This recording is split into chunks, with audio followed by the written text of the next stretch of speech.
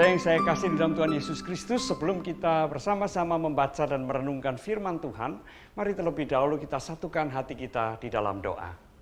Bapa di dalam surga, jikalau sesaat lagi kami akan membaca dan merenungkan firman-Mu, kiranya Engkau sendiri yang akan menolong kami, supaya kami dapat mengerti apa yang Tuhan firmankan bagi kami.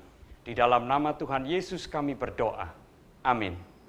Saya akan mengajak saudara untuk membuka dan membaca kitab Bilangan pasal yang ke-36, ayat 6 dan ayat yang ke-7, yang bunyinya demikian. Inilah firman yang diperintahkan Tuhan mengenai anak-anak perempuan Selafehat. Bunyinya, mereka boleh kawin dengan siapa saja yang suka kepada mereka, asal mereka kawin di lingkungan salah satu kaum dari suku ayah mereka. Sebab milik pusaka orang Israel tidak boleh beralih dari suku ke suku. Tetapi orang Israel haruslah masing-masing memegang milik pusaka suku nenek moyangnya. Demikianlah firman Tuhan. Saudara yang terkasih di dalam Tuhan Yesus Kristus, barangkali kalau kita membaca kitab Bilangan bagian ini, kita dibuat bingung atau kening kita kemudian berkernyit. Apa maknanya untuk kita zaman sekarang ini ya? Di dalam bacaan kita tadi dikatakan bahwa setiap anak perempuan Israel boleh menikah dengan siapa saja yang suka kepada mereka, asal calon suaminya itu berasal dari suku yang sama dengan ayahnya. Alasannya adalah supaya milik pusaka nenek moyangnya tidak beralih tangan atau tidak beralih kepemilikan. Saudara yang terkasih dalam Tuhan Yesus Kristus, itu yang kemudian membuat bingung kita yang hidup pada zaman sekarang ini. Apa sih maknanya? Apa relevansinya? Apa salahnya melakukan misalnya jual beli tanah, menjual tanah, membeli tanah. Pada zaman sekarang ini sesuatu hal yang sangat wajar, sangat lazim, dan tidak menyalahi aturan manapun. Termasuk juga apakah memang betul Tuhan melarang kita untuk melakukan jual beli tanah. Saudara yang terkasih dalam Tuhan Yesus Kristus, memang pada zaman sekarang ini hal semacam itu tidak bisa disebut sebagai berdosa dan melanggar perintah Allah. Kenapa demikian?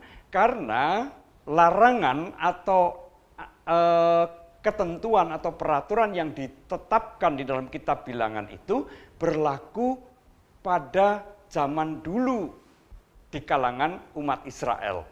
Nah, tetapi tidak berarti kemudian kita tidak bisa mempelajari apapun, tidak bisa mendapatkan makna apapun dari firman Tuhan ini. Untuk dapat menemukan maknanya, mari kita melihat latar belakangnya. Kenapa sih aturan semacam ini dibuat pada zaman dulu? Saudara yang terkasih di dalam Tuhan Yesus Kristus, latar belakang dari ketentuan ini paling tidak ada 3 hal. Yaitu yang pertama, tanah bagi umat Israel itu sangat terkait dengan perjanjian yang dibuat antara Allah dengan Abraham, nenek moyang Israel. Bukankah perjanjian itu berisi antara lain tanah perjanjian, kemudian juga keturunan yang banyak. Nah, oleh karena itu, tanah ini adalah atau disebut sebagai milik pusaka. Yang kedua, tanah yang subur di wilayah atau di dalam lingkungan Kanaan yang pada umumnya berupa padang gurun merupakan tanah yang sangat langka. Oleh karena itu harus dipertahankan. Karena itu menyangkut kehidupan dan masa depan mereka dan keturunannya. Sehingga kepemilikan tanah tidak bisa dan tidak boleh dialih tangankan. Dan hal yang ketiga, saudara yang terkasih dalam Tuhan Yesus Kristus, larangan ini dimaksudkan untuk mencegah jangan sampai terjadi suatu saat sebuah suku atau sekumpulan suku atau beberapa suku kehilangan haknya atas tanah karena sudah dialih tangankan. Bisa terjadi hal semacam itu apabila tidak ada larangan semacam ini. Setiap kali anaknya menikah dengan suku yang lain, maka tanah pusaka yang menjadi warisan itu pun bisa berpindah tangan. Dan bisa terjadi suatu saat ada suku yang betul-betul tidak memiliki tanah. Dan hal itu akan dapat memicu pertempuran antar suku di kalangan bangsa Israel. Itu yang harus dicegah. Nah, saudara yang saya kasihi, jikalau kita melihat latar belakang dari ketentuan dan larangan ini, maka sesungguhnya kita dapat belajar, kita dapat menemukan pesan firman Tuhan bagi kita yang hidup pada zaman modern ini. Pada intinya ada 3 hal yang perlu kita perhatikan. Yaitu yang pertama adalah bahwa setiap anugerah Allah haruslah dijaga dan dirawat dengan sebaik-baiknya. Yang kedua, setiap anugerah dan pemberian Allah itu menentukan hidup dan masa depan kita. Dan hal yang ketiga, kita harus mencegah, kita harus menghindarkan diri dari pertikaian di antara sesama umat beriman.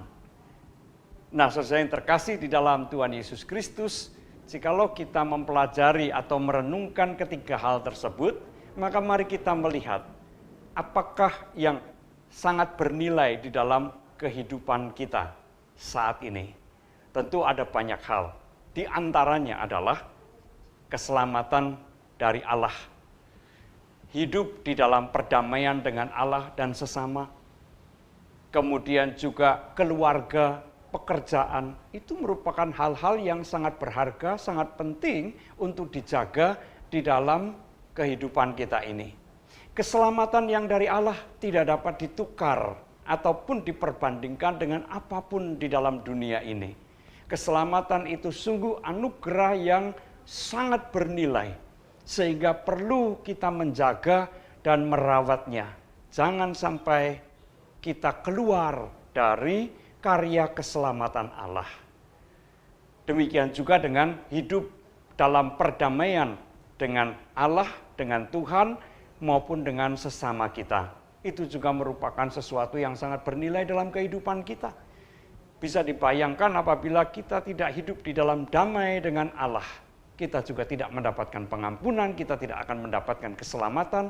Demikian juga dengan apabila kita tidak hidup damai dengan sesama kita.